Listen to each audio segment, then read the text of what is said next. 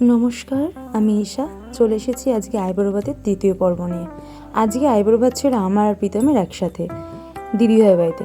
দিদিভাই মানে প্রীতমের দিদির বাড়িতে। দিদিভাই আমাকে নিজের মেয়ের মতো ভালোবাসে। প্রীতমের সাথে আমার সম্পর্ক 2.5-3 বছরের, দিদিভাইয়ের সাথেও আমার সম্পর্ক ঠিক 2.5-3 বছরের। এই 2.5-3 বছরের মধ্যে দিদিভাইয়ের সাথে আমার সম্পর্ক একদম অন্যরকম হয়ে গেছে। ননদ ভাইয়ের বউয়ের সম্পর্ক একদমই নেই। দিদিভাই আমাকে নিজের মেয়ের মতো ভালোবাসে, তাই দিদিভাই আমাকে আইবুড়ো ভাত খাইয়েছে। আগামী দিনের আমার ভিডিওগুলোতে অবশ্যই তোমরা দেখতে পারবে যে সবার সাথে আমার সম্পর্ক কীরকম, আমার শ্বশুরবাড়ির প্রত্যেকটা মানুষের সাথে। এত কিছু বলার কারণ হচ্ছে, এগুলো তোমরা সবাই অনেকে ভাবতে পারো যে ননদ কেন আইবুড়ো ভাত খাওয়াচ্ছে।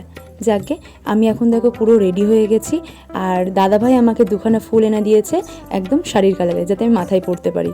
দেখো মাথায় আমার ফুল লাগানো হয়ে গেছে, আমি একদম রেডি আইবুড়ো ভাতের জন্য। গহনা গাটি পরে একদম তৈরি। কেমন লাগছে অবশ্যই তোমরা কিন্তু জানিও।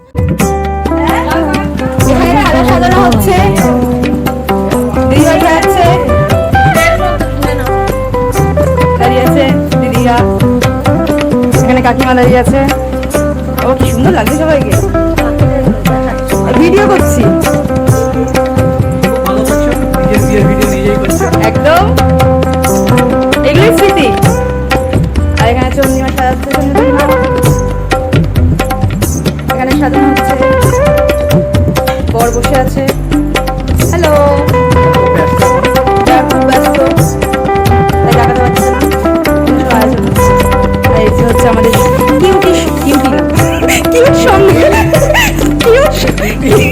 কিউট সোমনাথ দা।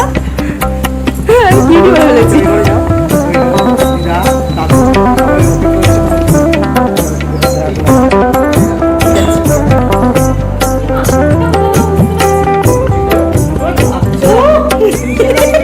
এখানে কনফিউজ হয়ে গেছে যে কোন দিকে যাবে। তোমরা প্রথমেই আমাকে টিকলি পরতে দেখোনি, তখন টিকলি পরেছিলাম না, জাস্ট এমনি গলার হার কানের এইসব পরেছিলাম। কিন্তু টিকলিটা আমাকে দিদিয়া আর চন্দ্রিমা মিলে পরতে বললো, কারণ মাঝে শীতেটা নাকি খুব ফাঁকা ফাঁকা লাগছিল, তাই বললো টিকলিটা দিয়ে যদি ম্যানেজ করা যায়।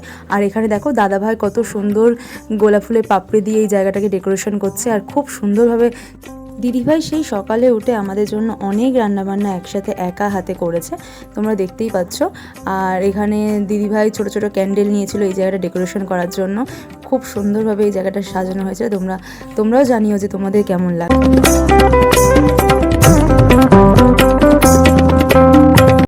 এখানে আমাদের বিয়ের গান চালানো হয়েছিল, আর সেই গানটা আমি তোমাদের শোনাতে পারছি না কারণ কপিরাইট আছে। সেই জন্য প্রীতম সেই গানটা করে করে আমাকে হাসানোর চেষ্টা করছিল। এটা অনেক একটা হাসানোর ভিডিও হয়েছে, বাট গান চলছিল বলে তোমাদের কিছুই আমি শোনাতে পারবো না।